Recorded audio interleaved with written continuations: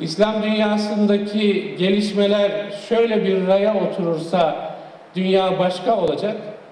Böyle bir raya oturursa dünya başka olacak. Emin olun. Dünyadaki güç dengeleri değişecek. Ve demin de söylediğim gibi Amerika da olaya böyle bakıyor. Avrupa da olaya böyle bakıyor. Dolayısıyla bizim de hadiseleri doğru görmemiz ve biz nasıl bir akışı gerçekleştirmeliyiz? Bu coğrafyanın birer insanı olarak biz nasıl bir akışın içinde yer almalıyız? Bu akışı nasıl yönlendirmeliyiz? Bu akış diyelim ki Amerika'daki bir takım stratejilerin öngördüğü biçimde mi yürümeli? Yoksa diyelim ki Pekin'deki, Moskova'daki stratejilerin öngördüğü istikamette mi gelişmeli? Yoksa özgün, bu coğrafyaya has, bu coğrafyanın hani deyim yerindeyse yüreğini yansıtacak bir yöneliş olmalı mı, var mı, olabilir mi? Bunun üzerinde düşünmeli miyiz? Ve yani Diyarbakır'da bunu konuşurken, üniversitede, bilim yolundaki insanların içinde bunu konuşurken, bize bir sorumluluk düşer mi? Bütün bunların sonucunda ez cümle dediğimizde bize bir sorumluluk düşer mi? Ben niye ilgilenmeliyim böyle bir konuyla? Bunların sanıyorum ki hepimiz üzerinde düşünmeliyiz. Bence Orta Doğu ve Türkiye başlıklı bir konuşmanın sonunda bilim yolundaki bir insanın da kararlarını etkileyecek bir takım sonuçlar ortaya çıkacaktır diye düşünüyorum. Birinci Dünya Savaşı sonrasında bir yapılanma gerçekleşiyor. Osmanlı'nın yenilişi, devreden çıkışı, İslam dünyasının merkez devletinin çöküşü ve sömürgeci güçlerin iradesine göre bir yeni yapılanmanın devreye girişi. Yani Birinci Dünya Savaşı sonrasındaki yapılanma bu demek. Ne oldu orada? İslam dünyası paramparça oldu. Bir anlamda sınırlar yeniden belirlendi. Sistemler yeniden belirlendi. Yönetim kadrolarının istikameti yeniden belirlendi. Devlet-toplum ilişkilerindeki sistem yeniden belirlendi.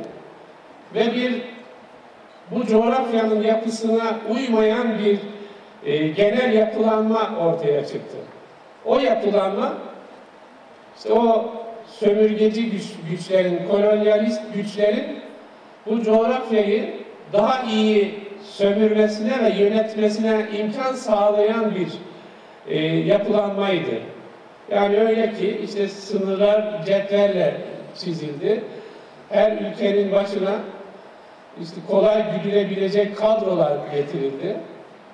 3 bağımsız ülke kalıyor Birinci Dünya Savaşı'ndan sonra İslam dünyasında.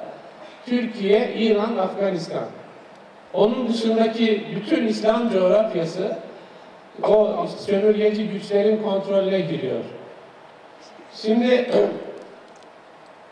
bunlar içerisinde Türkiye özel bir yer tutuyor. Yani bağımsız bir ülke olarak kalıyor Türkiye. Ama Türkiye'de bir sistem değişikliği ile karşı karşıya kaldığı için bir başka sancı süreci içerisine giriyor. Yani milli mücadele iklimi var, düşmana karşı mücadele var, vatanı kurtarma var. Ama vatan kurtulduktan sonraki yapılanmada devlet-millet ilişkisinde, devlet-toplum ilişkisinde sancılı bir dönem başlıyor. O dönem Türkiye'deki yapılanmaya baktığımızda, yani bunu da görmek gerekiyor. Türkiye'de aradan şimdi Cumhuriyet'in kuruluşundan bugüne 88 yıl geçti. Bu 88 yılın biz sonunda bugün yeni bir anayasa yapma çabasındayız.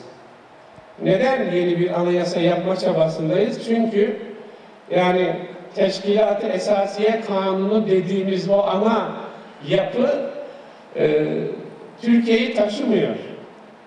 Ve bu anayasa yapım arayışı Türkiye'de aşağı yukarı bu 88 yıl içerisinde henüz sonuçlanmamış bir çaba olarak duruyor.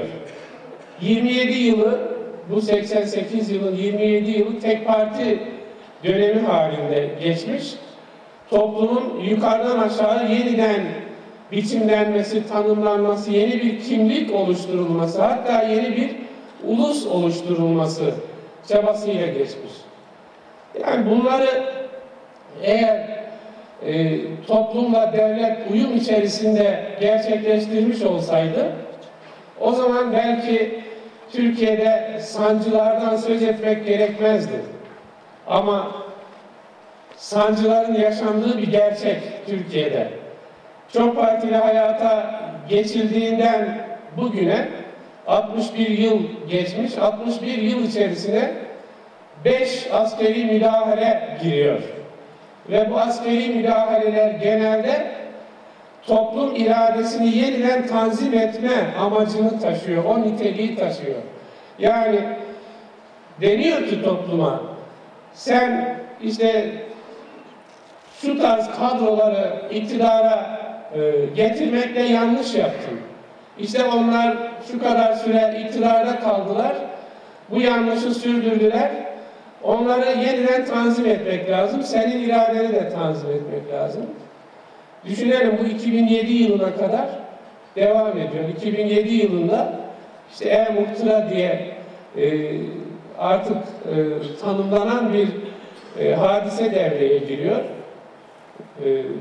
Ve işte biz bunun peşinden de yeni bir anayasa yapmak için uğraşıyoruz.